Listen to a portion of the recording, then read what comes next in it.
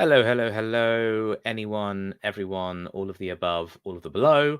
Howdy, howdy, howdy. Welcome to a large, cheeky little Monday night stream, little 7 p.m. Monday night. You know how we do it over at Into Games, rocking the Monday night live streams. I hope you're all doing well. Please say hello in the chat so that I know that you exist, that I exist, that I am not just an isolated consciousness on an offline chat forum, that I am in fact an isolated consciousness on an online chat forum with many, many other peoples out there. Hello, hello, hello, everyone. How you doing? Let's change the background. Let's do that. Hello, waving people. Hello, Maruki, as you have named me in particular with a capital Joe-ness.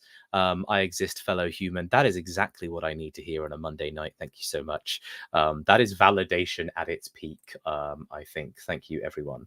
Yeah, it's Monday night. So what do we do on a Monday night at Into Games? You know, we chill out. You know, we have a little glass of water, and we welcome other people from the games industry to come and talk to us about what they do in the games industry. They may or may not be running a course with Into Games coming up in the future. You'll notice that is a common theme of a lot of these talks at Into Games at the moment, is the people that we tend to welcome on stage also tend to have a course coming up with us. And of course, that is true for none other than the most delectable, the wonderful, the pronounceable Anna Hollinrake. Hello. Anna. That was a glorious interview. Thank you so much. I appreciate that. How you doing? I'm very good, thank you. I like that for a moment, your hair was a moving, living object, and then it became a cat. Yeah. It became a whole cat. The cat will roam around. Yeah, she's mad at me. Took her to the vet this morning. She was human, so deeply resentful. She doesn't know it's for her own good. No, but I don't know either. It's all very expensive. It's quite good. Big dollar. But yeah, also, hello everyone in chat. Thank you so much for coming along. Yeah, looking forward to answering questions, getting into it. Yeah, we're going to chit chat. So I alluded to it earlier, but to state the perhaps painfully obvious, but perhaps you have no idea what I'm talking about. So I work with Into Games. Into Games is an organization trying to move the needle on social mobility in the games industry, specifically in the UK, trying to help people from low income backgrounds and just areas that sort of have low financial support get into the games industry. And one of the ways that we are trying to do that this year in particular is to try and find games professionals out there in the wild who basically are willing to, who have the sort of the capacity to sit down and lead an incredibly hands-on course with people, that a course that people can do alongside a full-time job or a full-time education. So these courses take place like sort of from 6 p.m 7 p.m ish in the evenings, Monday to Friday, so that you can, you know, if you are having to work or you have a full-time education, that you're able to do these courses in tandem with those responsibilities, and if you have any care responsibilities, etc., that hopefully the course is accessible to you. They're hands-on in the sense that we ask that whoever that industry professional is leading that course, that they don't just pre-record a video and you just watch it over 3 weeks. I have no patience for that. Exactly. And it's not one of those kind of like LinkedIn courses where you watch a 3-hour long video and then realize that none of it went in, and then you watch the video again on 2 times speed, and you do that 5 times over the following month just to get one simple bit of information into your brain. I am talking to Jonas from the past. I was going to say, this feels very specific. I'm very impressed that you watched something 5 times over, though. Like, I'm much more of the breed of, I'm just going to buy the course and then I will watch, once again, on like 1.5 times speed, but I'll get like 3 minutes in and they'll be like, yeah, I want to do something else, and then I'll never look at it ever again. So yeah, wanting to do something as well, that's the real, like, the killer is like needing something on the second monitor. So yeah, no, like absolutely coming at you, LinkedIn Learning, with our own take on this. So the intergame sprints are basically like the sprint leader is there live during the entire course. They are saying the things live with you, they're working with you, they're actually, you know, it's a conversation, it's not one-sided, it should be quite an interactive affair. And in all of these courses, that sprint leader will normally take you through the process of creating something, whether that be something for your portfolio, whether that be like a brief or a process that you can take into your professional life later on, whatever that is. Then what you'll basically be able to do is work with that person as they go through the process from conceptualization to realization. So it's very practical in that sense. And yeah, it's just really nice. It's just really nice to have that relationship with that sprint leader who goes forwards and backwards with you as you learn the thing. And if you have issues with the process, they can talk you through that issue and help you understand a solution to that issue. And we say this, you know, Anna, when we do these other, when we intro a sprint course that hasn't happened yet, right? We can talk conceptually all day. Yeah, but philosophically, actually, yeah. But Anna, you and I can talk mechanically because it has happened. It has actually happened. Yeah. In 2023, you led the second ever into games sprint course in concept art, and you're hungry for more. You're back for more. So I guess just Anna, let's talk about that. Let's talk about what was that sprint course like for you, the actual experience. What did people get out of it? What did you do? How did it run? And what can people expect from the upcoming sprint course, you know, with all that in mind? Yeah, absolutely. So yeah, as Jonas said, I ran the Worldbuilding concept art sprint course, and the idea behind it was to, first of all, it be really hands-on, and for it to be personable and collaborative. Like as Jonas said, they're live. Like I'm not a fan of pre-recorded anything really. Like I want to be, if I'm teaching, I want to be communicating with people, I want to be having a chat, I want to, you know, see people like in chat, like talking to each other, and I think that like the thing that I was really sorry, my cat is literally climbing into the letterbox right now, and you can probably hear that. Yeah, like so we'll see how it goes. It's all good. It's chaos. It's part of the experience. Yeah, absolutely. Really, like the potential miasma of, you know, smells is going to be drifting across, but it's fine. Don't worry about it. So with the Worldbuilding concept art course, I wanted to create something that allowed for people to, you know, define what their portfolio was aiming at. They would be able to set their own brief with the guidance of like the way that I like to world build, taking something that you know quite well yourself, an environment, a space, like somewhere you visited, and put like your own twist on it, whether that's fantasy or sci-fi. And so if people wanted to do something more horror based or something more fantasy or more sci-fi based, they could, because I don't want to be so prescriptive with that. But I basically put together a step-by-step guide of coming up with the initial idea for a world, and then putting an environment together for it, something that people are really nervous about, and it's something that I dig into a lot. I get a lot of people saying I'm bad at backgrounds, I don't know how to paint backgrounds. So there's a whole host of weird and wacky ways to get past that mental barrier that you might have, and really start like set dressing, world building within an environment, within a scene. All of this is in the mindset of this needs to be in a game, like thinking about practical necessities of what would you do if you're creating something for a video game, for a 3D environment space, and how that would work. And then after that, we also look at characters and props. The general goal is to come out of this course with 3 pieces, 2 pieces, something like an environment, a character, and maybe a prop. But that could really vary. Like I think with this, you get as much out of it as you put into it. But yeah, the idea is that you will have a couple of portfolio pieces that you can show has like a practical application that goes a little bit further than just thinking about like a nice image. Like these are the idea is it's a working kind of project. It's something that you would be handing over to another person down your development pipeline. So that's the thinking behind it. I'm really personally, as an artist, less interested in just purely making aesthetically nice things. I have a lot of interest in design as well, and you need stuff that's functional, that has a reason for it being there. So I'm always trying to get people to think about why they're putting something within their scenes. What is the story that it is telling? What is the mood that it is creating? Like, what are the practical ways that we can create art, but also tell a broader story there too? Brilliant stuff.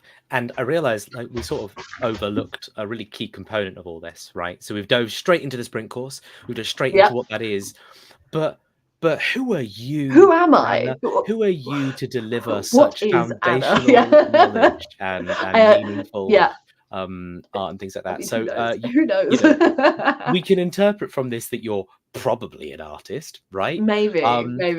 Yeah, Rumors. so a little bit about yourself, like, you know, what has got you to this stage? You know, what's your relationship with the games industry? You know, have you worked on anything that maybe we'd recognize? You know, what are you up to? Yeah, just a little bit about yourself, Anna. Just go for absolutely. So hello everyone. I'm Anna Hollinrake. I have been working in the games industry and a little bit of the animation industry for coming up on 10 years now, kind of 9.5. I'm reaching the freelance point very early on, where I was still doing like data entry temping, but I was also working on a lot of like illustration stuff. And yeah, I am a concept artist, game developer, a bit of a 3D artist, art director, now creative director at Electric Saint, which is an indie studio that I founded about 1.5 years ago with my good friend Pavle. But before that, I've worked on a bunch of different things. I have kind of worked along the entire pipeline from concept art all the way through to building 3D environments, assembling an engine for things like Adventure Time, Pirates of the Enchiridion, that was PC console. I have worked on some really lovely indie titles like Lola and the Giant, although I don't think anyone will have heard of that because it's for the Google Daydream. I worked on Magic Jewels, the Magic the Gathering games way back when for like PC, console, phone, which was great because I was just like nerding out about all of the illustrators that created the card art. More recently, I art directed was one of the art directors on this CBeebies show called Love Monster, which was great. And then I realized I really missed games and ended up working at Mediatonic, where I ended up being the creative services art lead on Fall Guys, which was wild because that wasn't the initial plan, but it kind of happened and it was amazing. So yeah, working on Fall Guys. And yeah, I've worked on a lot of like bits and pieces here and there as well. I've done some work on a documentary about Nintendo with IGN.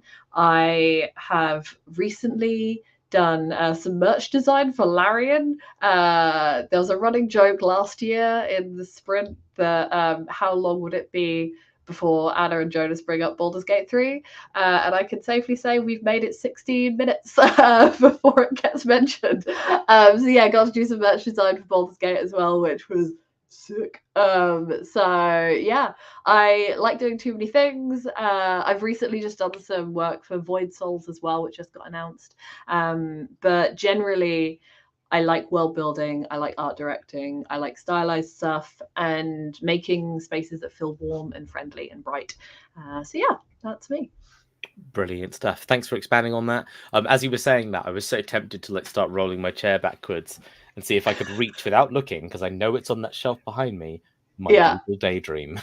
Oh, wait, you have one? I don't even have Daydream. one. Yeah, because it was like there were a few VR games that me and my friends want to play, like Keep Talking and Nobody Explodes. And yeah, the Google Daydream was just good for that. And I've been having Pixel phones for quite a long time now. So yeah, me too. Represent. It's a Pixel technologies. We're not sponsored, but Google, if you're listening. If you're listening, Mr. Google, get in here. Yeah. They could make one of those like the clamshell flip phones that feel very 90s. Yeah, 90s, that'd be great. They're Yeah, so I have the daydream, and I could go. Could I go play Lola and the Giant? I don't know. I could try and see if there's an APK kicking about somewhere, but like This isn't the platform. doubtful. Yeah, this isn't No. the platform for it. But no, but thanks for digging into that. And yes, what a rich tapestry of sort of artistic histories you have. And yeah, I'm glad you brought up Baldur's Gate because it was going to be one of us, wasn't it? It was going to be one of us. Cool. So yeah, thanks for expanding on that. So to everyone watching now, I want you to just know that I'm going to lift. I'm now going to sort of lift the lid on the proverbial pot labeled audience participation, right? And by taking this lid off, what I have unleashed is your potential now to engage with Anna and I in this live stream in the form please of do. asking questions. This is sort of going to be like a live Q&A session where I welcome absolutely everyone in chat to start sort of asking questions. Ideally, if you've got something you want to know about the sprint course, if you've got something that you would like to know about working as a concept artist and building worlds in the games industry, maybe a little bit in animation, or just something that you'd like to ask Anna about Anna's process and work and things like that, then this is absolutely the venue, the place, the digital hub in which to do that. But I suppose what I'll do is I will start with a lovely little question, which is so you mentioned that you do quite a lot of you've done some freelance projects and things like that, or at least that's kind of very much how you started. I suppose a really good question is, let's say that I know how to put pen to paper and I have learned how to draw a smiley face, and I am so happy with my smiley face. Sorry, my Michael Caine's coming through a bit, but yeah, I can hear it. Yeah, I'm so happy with my smiley face. I could do a Batman voice if that helps. Anna, please no, because I will rise to the challenge, and it will just be not the thing that this live stream is meant to be. I get so good at drawing my smiley face. I'm like, right, it's time that someone pays me for this. It's time that I put my ability to draw a smiley face into the games industry, and I turn it into sort of a paid output. What does that process actually look like? Like, how does someone kind of go from being able to do something in isolation to being able to do something as a freelancer in the games industry, or just wider in general? What should they have at their disposal? And yeah, what should they be thinking about going forward? So I guess there's kind of like a three-pronged direction to this. I'm going to write that down so that I don't just write about talk about a singular prong and then fail to address the other two. So generally, when we're talking about people starting in the industry, you never really start in isolation. Like, it's very unlikely that you'll start in isolation. And I think that the first thing that is hands down the most useful when it comes to getting into the industry is having like a small group of peers that are all focusing on the same thing as you, or a similar thing. I have found throughout my career that the people that I have just had the most kind of opportunities through have been the people that I have been studying with, the people I'm just friends with, building like a small group of people that know your work. You can trust their feedback, and you know that they know what you're trying to do as well. You will be each other's greatest advocates. And that is something that happens pretty naturally if you are just spending time in community spaces, whether that's Discords or on a course, or people that you found on social media, or at, in-person events, anything like that. Just having a few people that are in your corner is worth its weight in gold. I can think about several instances in my life where I met a group of people through chat rooms, through like my university course, through a specific job, or social media, that were all pushing in the same direction and would start we'd put each other forward for opportunities when we were starting to get to that point of trying to get into the industry. Like, my first ever kind of graduate half government sponsored position that was my first ever job, like full-time job in games, was because someone that I had made friends with had been offered it, and they had a job at that point, and so they recommended me.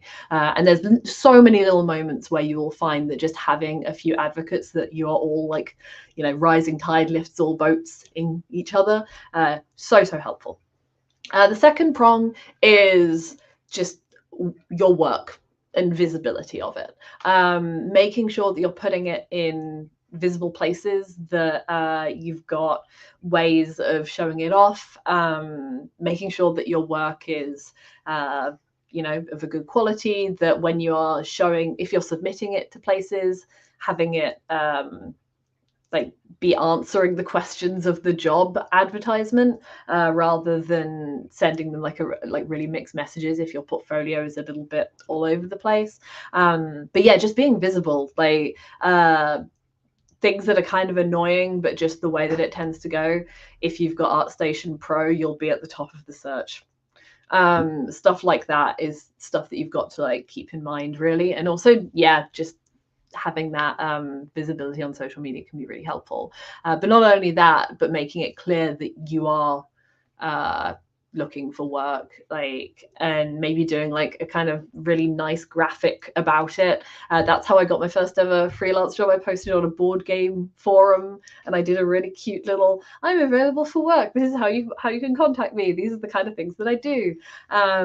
Yeah, you want to be answering people's questions, you want to be solving their problems. And if you see a job post like just trying to be the easiest, like click yes, you know, you want to make it really easy for someone to say yes to you.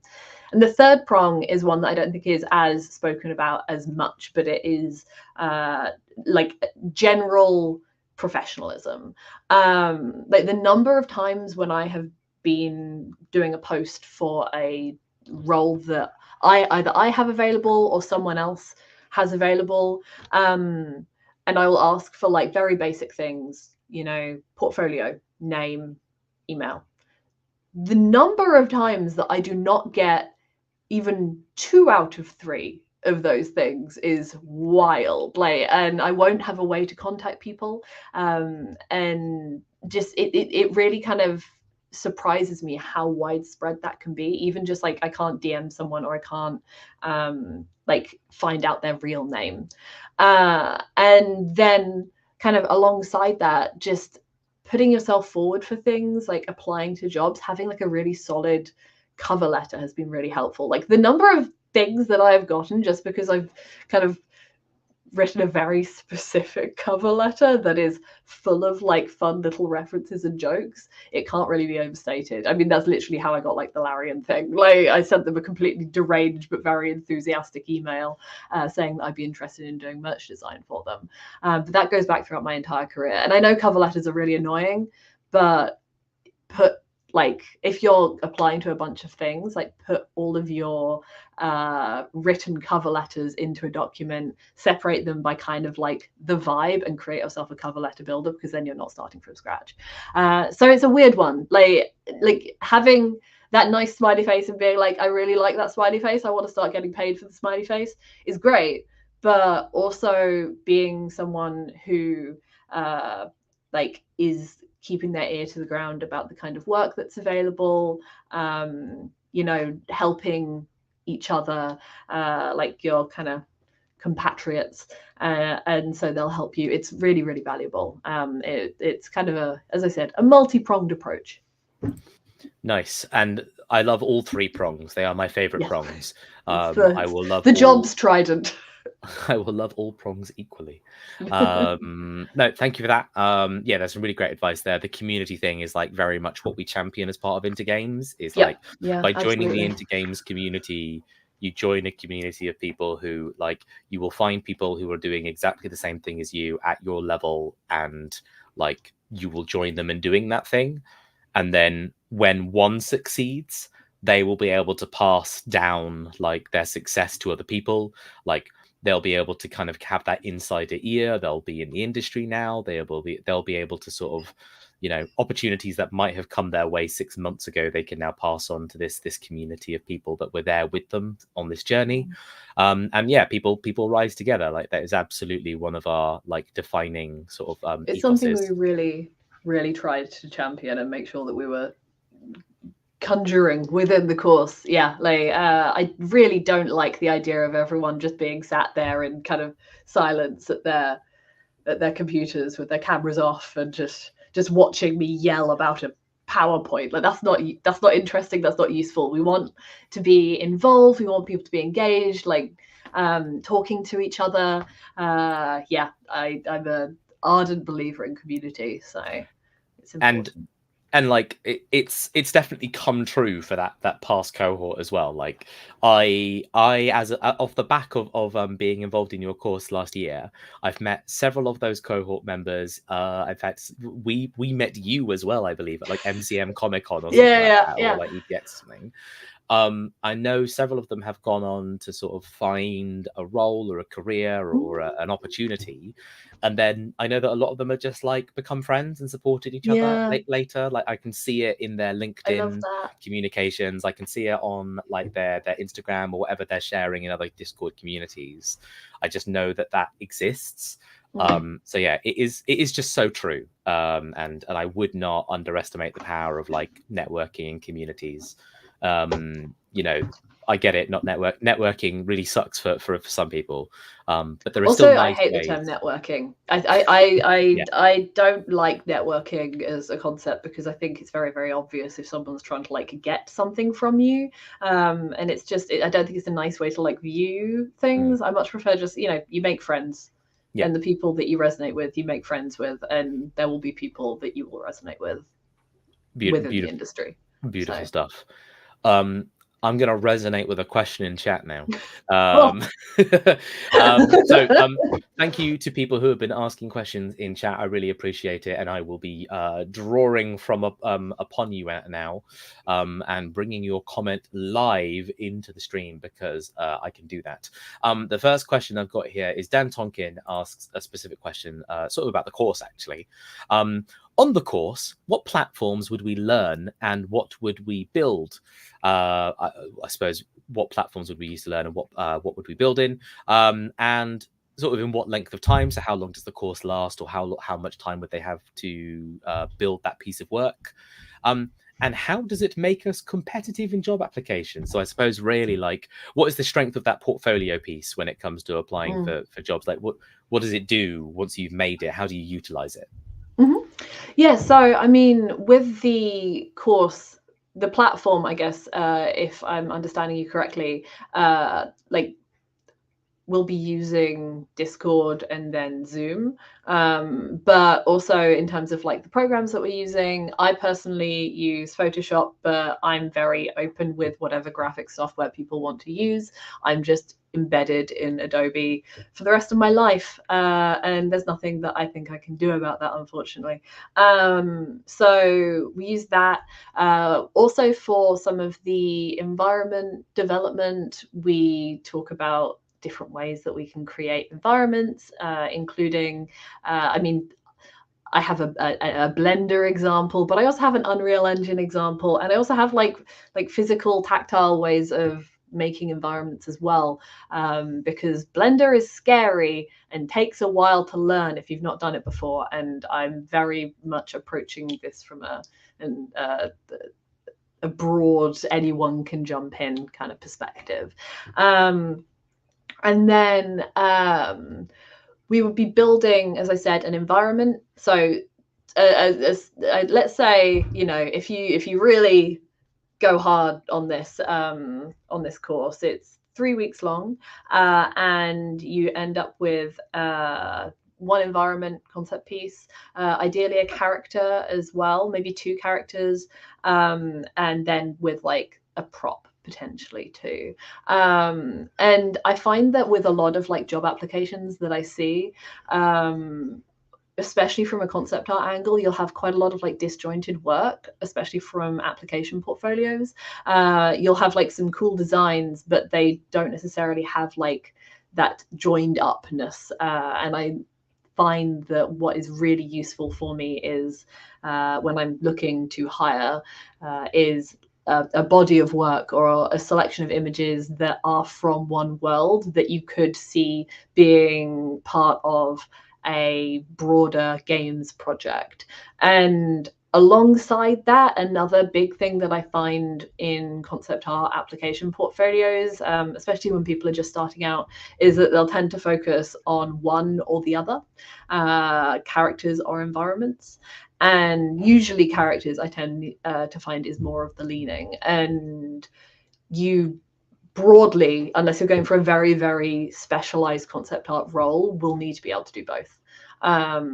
Characters and environments. So this is kind of the challenge, right, of the course, to be tackling both of those and have them sit together in a cohesive way.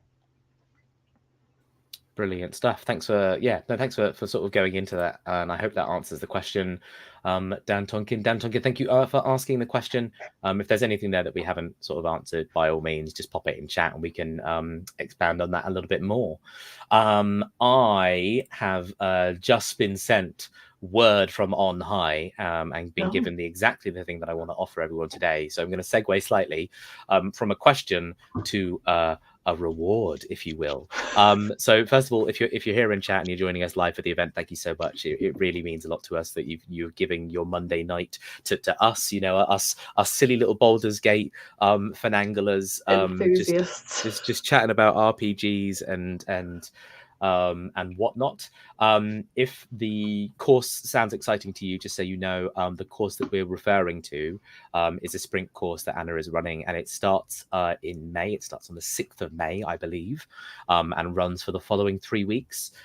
If that's something you're interested in, and you haven't signed up yet, and you're curious about it, firstly, you can learn more about the course by going to the website intogames.courses, intogames.courses. Don't worry, I'm about to put it on screen if you want to know how that's spelt. And also, as a thank you for coming to the event, we can offer the first 10 people who use the code 15% off the course. You know, it's big money savings. That's what we're all about here at Into Games. To get into all the sales and financial stuff, there you go. The course it's Anna 15, ANNA15, Anna 15. You get 15% off the course. The code has 10 uses.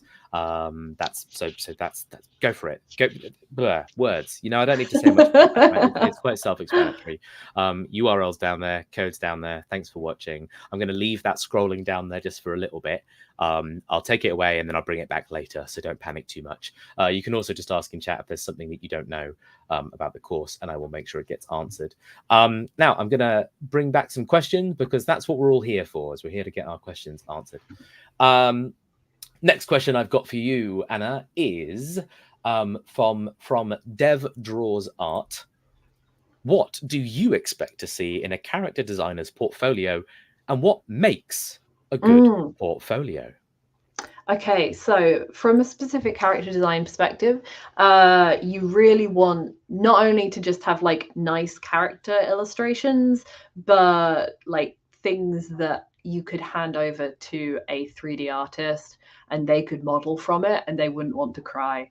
One of my best friends is a 3D character artist, and they will cry at some if the turnarounds are not good. So it's like you have a deep moral responsibility to make sure that the turnarounds make sense and have, you know, Euclidean geometry. So I think like having turnarounds is really important, making sure that it's really clear that you're able to like rotate that character in 3D space in your mind, obviously, but that's really, really valuable.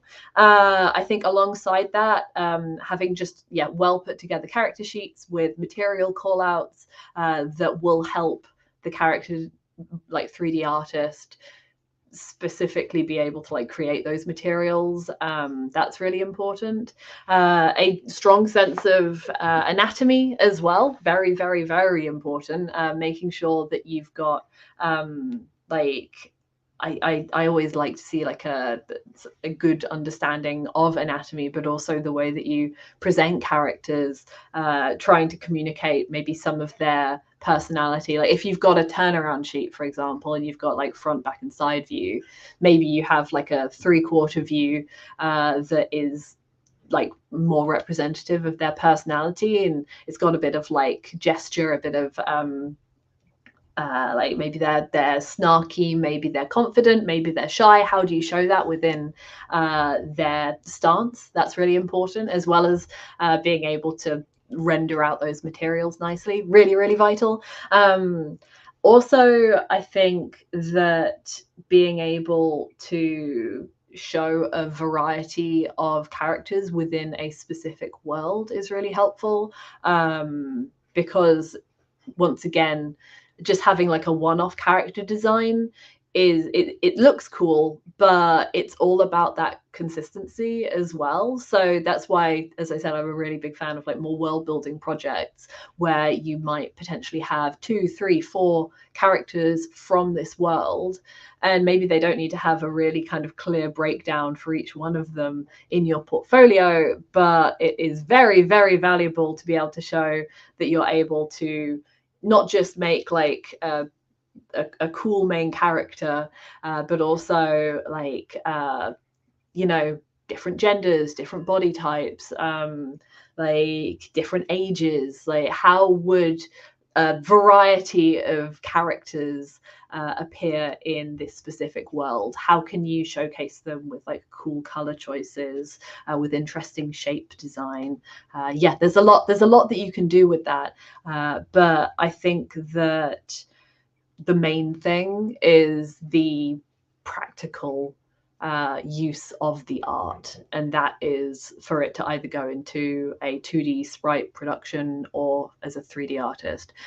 Generally, I really like to encourage people to, go onto something like ArtStation and look at like the character breakdowns of the artists that not only you love but work in a similar way to your work. I think that's really important. You can, I mean, I do this all the time. I cry over like beautiful, beautiful work by people who I absolutely adore as artists. But if I was mimicking or like kind of learning from the way that they approach things, it wouldn't be useful unless they worked in a way that was similar to me. So like be picky about who you're kind of drawing inspiration from when it comes to folding that into your own process.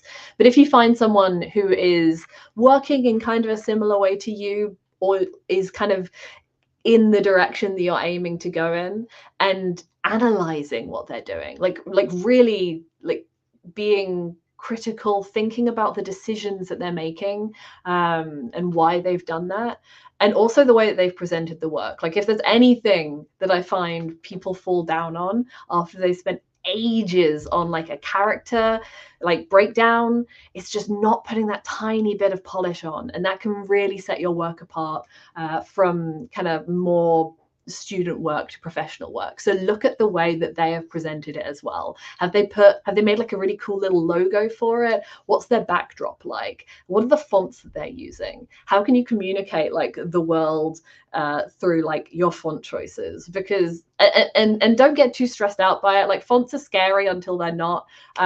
Just jump on Google Fonts and grab something there. See if you can like work that into some of their costume design, if that's like kind of the vibe as well. But yeah, that's what I tend to find is often missing from character design portfolios. That's a long answer. I need to be faster with these. Oh my gosh.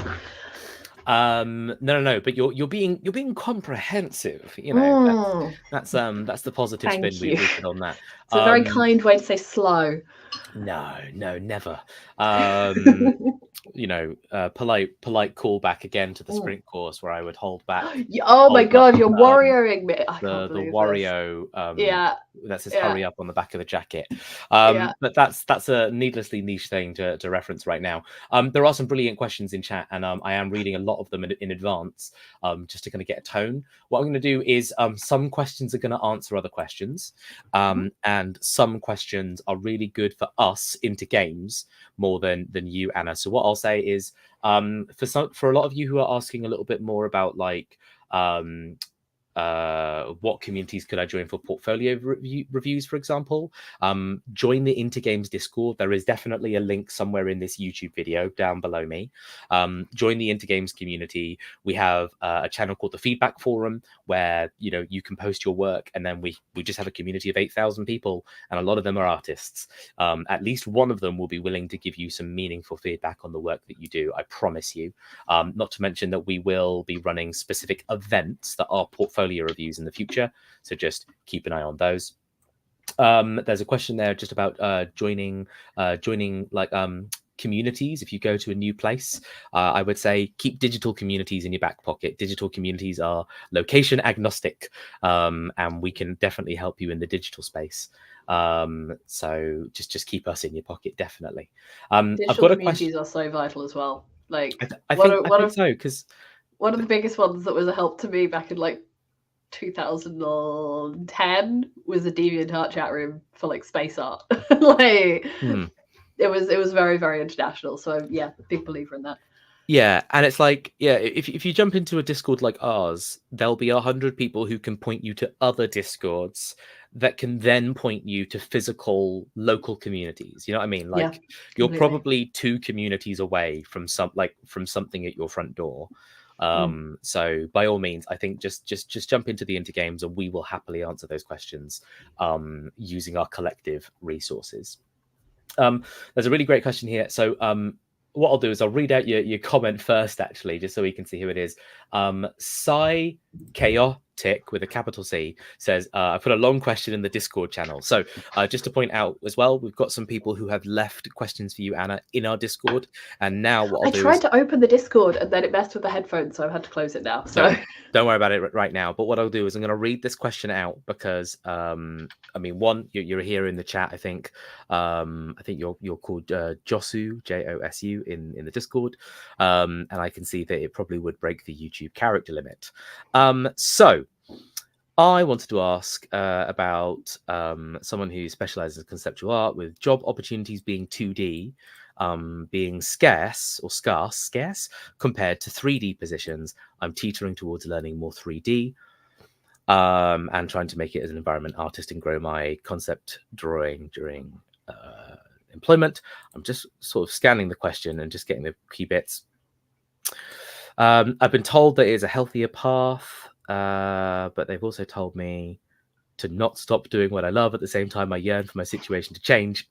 Okay, yeah. So I think the big draw of this, right, is what to do in the scarcity of 2D opportunities, knowing that there's more 3D opportunities out there, and there being a lot of advice maybe to pivot to 3D. How does someone who loves 2D art deal with that? I think that's kind of the gist of it. So I've been there. That was me. That was 100% kind of the route that I was on.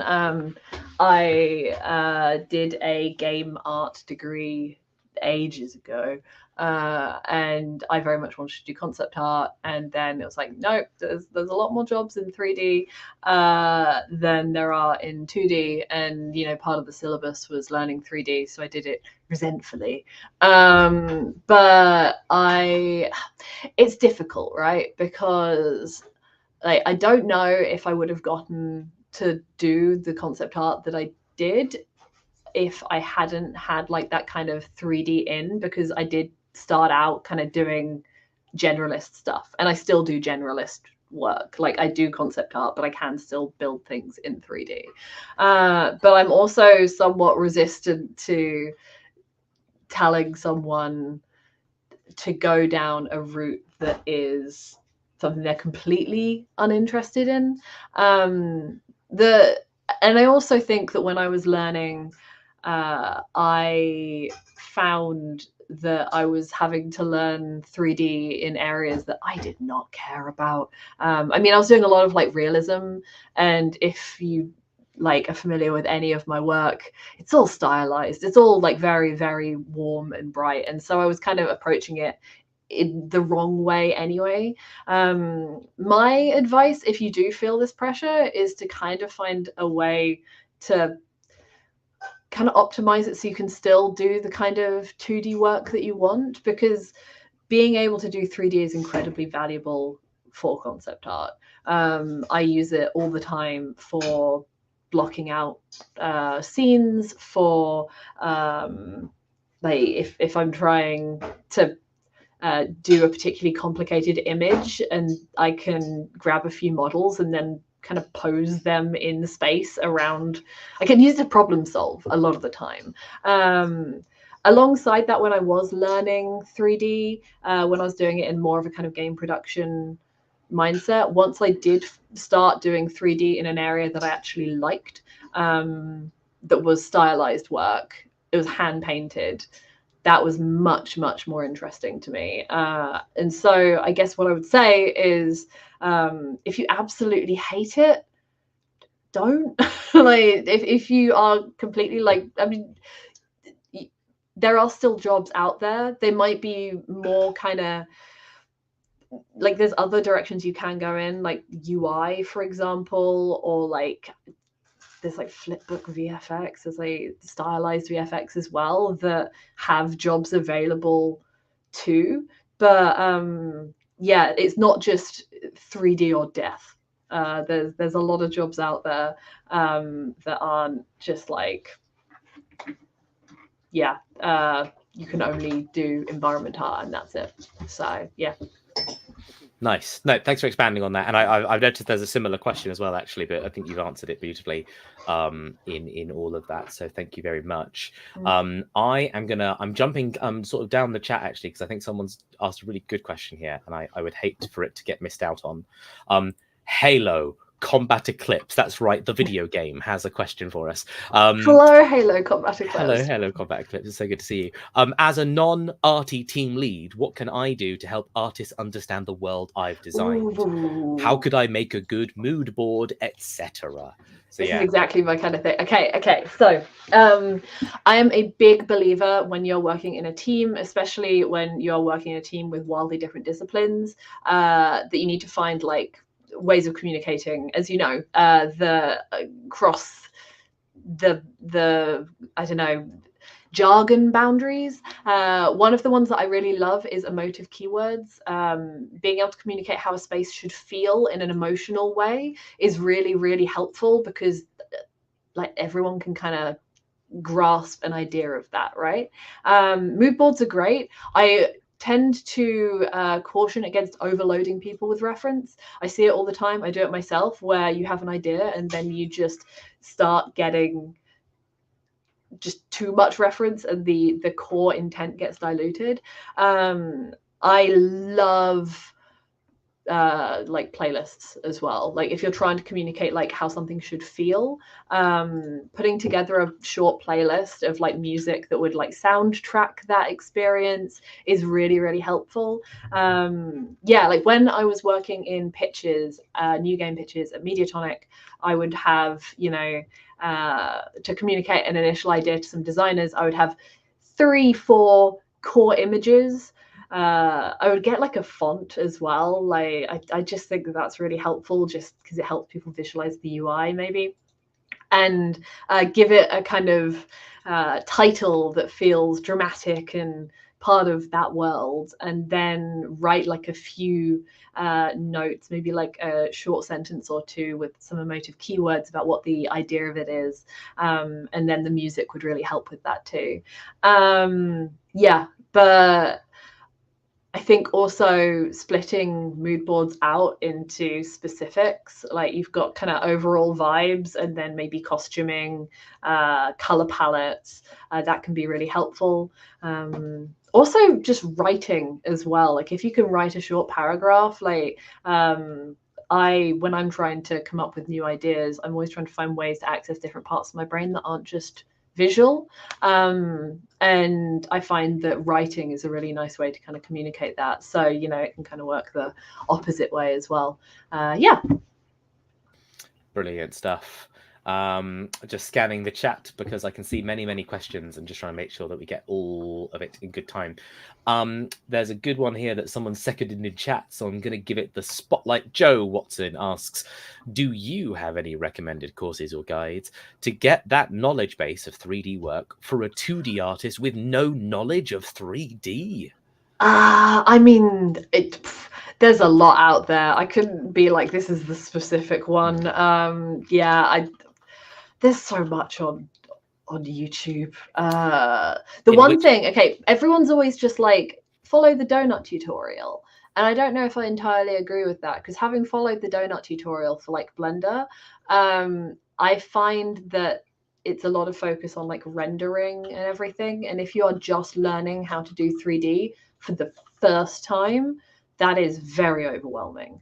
Like I would, and especially if you're learning in a more kind of, I just need it for like 3D blockouts, or I need it for like game engine stuff. You're not going to have to, if you're learning Blender, you're not going to have to worry about like rendering or anything in Blender. So the thing I would really recommend is just learning how to build very simple, small, nice, delightful, but tiny objects in Blender, and just build them and get comfortable modeling, and then maybe try unwrapping and then texturing, but kind of that being it, keeping it really simple, and yeah, don't overwhelm yourself. Nice stuff. There's a couple of questions here, actually, more specifically about the course. So one of them, Cecil, you've asked, is this a course that will happen again in the future if you wanted to take part and you couldn't quite afford it right now? So there's sort of two things to say to that, Cecil. So number one is Intergames has a bunch of courses just happening throughout the year. We haven't got another one with you, Anna, yet, but you never know. Idea. Yeah, no. it's all about the higher ups to decide. Exactly. So as we are standing here right now, 22nd of April 2024, the answer is there is only the May one booked in for now, but we've done 2 concept art ones previously, and that just means that, you know, this is a popular subject. We're likely to revisit this. It could take slightly different shapes and forms and focuses, but yeah, Intergames is very likely to have courses on this subject again in the soon.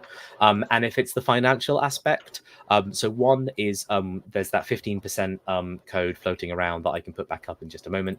That gives you 15% off the course price. If you are someone from a low income background, or you just generally really do need financial support in accessing these resources, like, we are a community with a social mission to help people who have that exact background, who have that exact problem. Email Intergames, email us. There's 2 good email addresses for this. You can use hello@intergames.org, or you can use sprints, which is what we call the courses, sprints@intergames.org.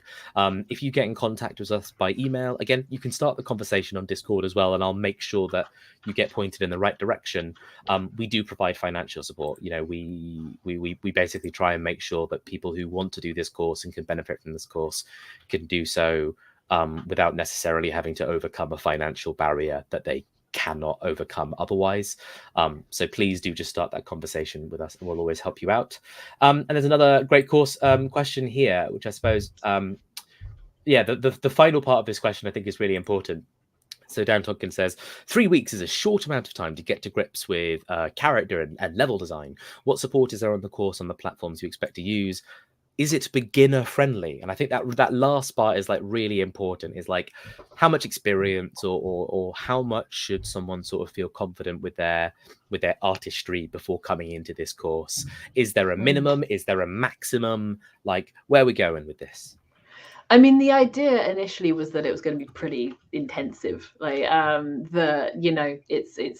it's a sprint in video game terminology is usually like a short period of time where you've got a very set number of things to do in terms of production terms. But the idea is that, like, in a short and focused period of time, you're kind of attacking a specific thing and building your learning on it. So it does require, like, you know, if you are wanting to get a lot out of it, a decent kind of chunk of time commitment to it.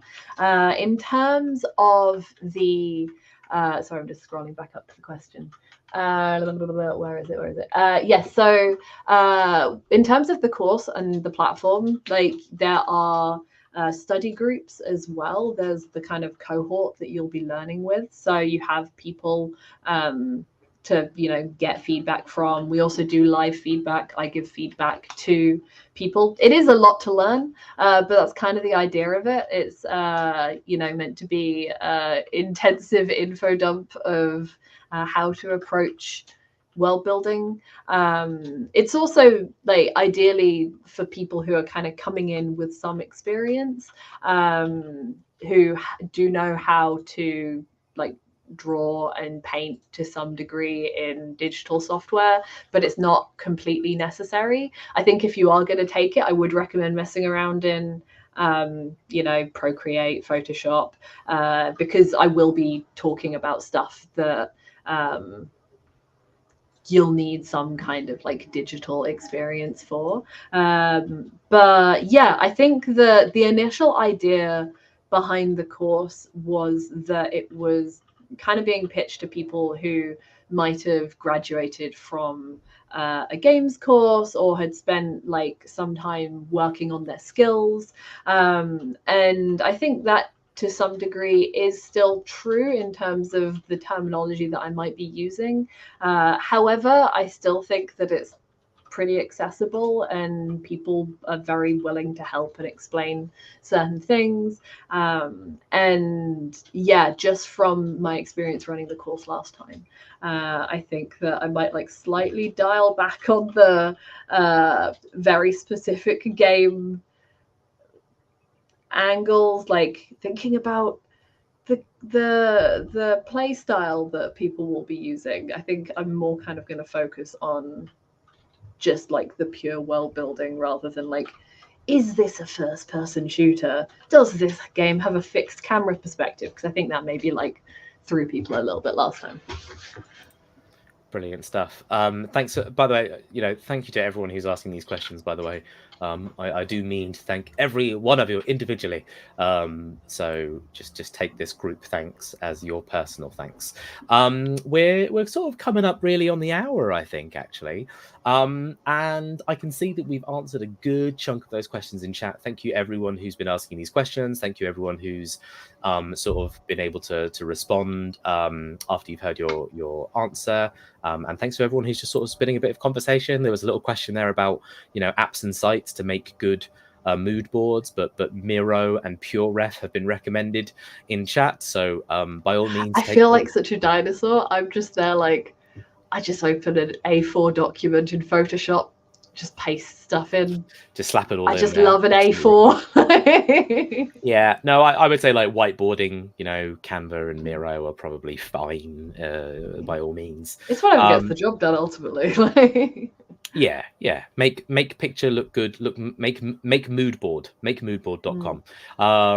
If you haven't made that website, you can take that name from me now.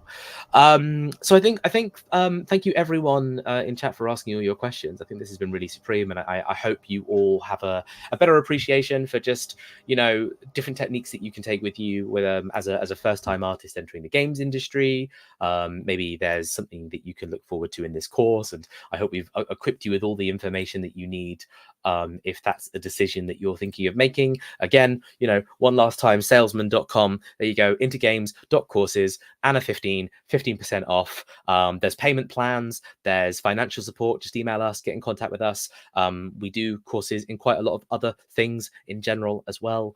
Head to the website and it's all there for your perusal, and join the Intergames Discord community, and you can talk to me, us, anyone, not just about these courses, but about all things games industry, entry level, junior roles, opportunities, skills, etc. And we will happily guide you to wherever it is you wish to be. It's a lovely community. I should know because I do a lot. It's very lovely. Thank you. It's delightful. I work to make it a nice community, so I hope it's a nice community. Anna, before we love and leave everyone, do you have any sort of like real final thoughts, opinion pieces? Is there something that you just want to share, whether it's a really big takeaway about concept art in the industry or about your work? Yeah, just really, really punch it up now in one line. Just go for it. Yeah, thank you. No pressure, Dennis. Especially when the washing machine is at full I don't know if people can hear. I feel like people can probably hear my washing machine. I can hear the washing machine. Yeah, I guess like the thing that I really want to encourage people to do, both in like the course and in general, is to, you know, find ways to both have like the discipline that is required to like work on their skills, but also kind of listen to their artistic just push as well. Like what is really appealing to them, what they care about in terms of the work that they want to make, the world that they want to see, because I'm really interested in like enabling that and like how that can take form. I think that there's a lot of pressure within the industry to conform to a very specific kind of art style or a way of art making, and I'm pretty resistant to that. I think that whilst, you know, working in studio pipelines are important, when you're creating work that you want to see, that resonates with you, you want to have like that aspect of joy within it. And whenever I'm making something that is, you know, it means something to me and I'm having a lot of fun making it and it feels like authentic, I find that that resonates more with people. So yeah, I think in general, if there's anything that I kind of want to conjure both in the kind of educational stuff that I do and also in the art that I make, it's authenticity, even if sometimes it sucks and you have to do like a ton of anatomical drawing because you need to work on specific skills. Like there are ways to make that not hurt, you know. So yeah. There are ways to make that not hurt. I think that's the bottom line we should take away. Yeah, From... yeah. I gave a talk like over the weekend, and I was just there like, for the love of, well, not over the weekend, on Friday, and I was like, for the love of God, stop trying to solve every single artistic problem that you feel you need to be better at once, because I do it all the time. Then I experience like such incredible ego death. And I just find that so many people are just like, you know what, I'm going to solve my perspective challenges. I'm going to do wild color theory that I never do. And I'm just like, for the love of God, pick one thing and surround it with stuff that you love, so you don't hate it and you're not just like crying. I mean, the crying may still happen, but like it's about trying to find ways to make it something you enjoy, you know. Anyway, rambling. Enjoy crying. That's Yeah. let's take Yeah. that as the tagline for Yeah, today's yeah. episode. Cry, but also be like, yeah, I'm making art that means something to me, and I'm not just like, I don't know, photo bashing because someone online says that I have to. Yeah. Fantastic stuff. Well, thank you so much for sharing all of that internal knowledge and experience and opinion that exists purely within your soul, Yeah. and bringing it to us here on the Yeah. Intergames, on the YouTubes, in the live streams on a Monday night. That's very big of you. That's huge, you know. Thank you. Thank you. I'm a martyr. What can I say? You know, just you're our electric saint. Thank you everyone for joining us here on a Monday night. Please go ahead and contemplate everything you have heard here today. If you're part of the community, you know, I look forward to seeing you out there in the chat, sharing your work and getting involved, getting loud and proud. If you're not part of the community, it's not too late for you. Again, there's links in the doobly doos down below and whatnot.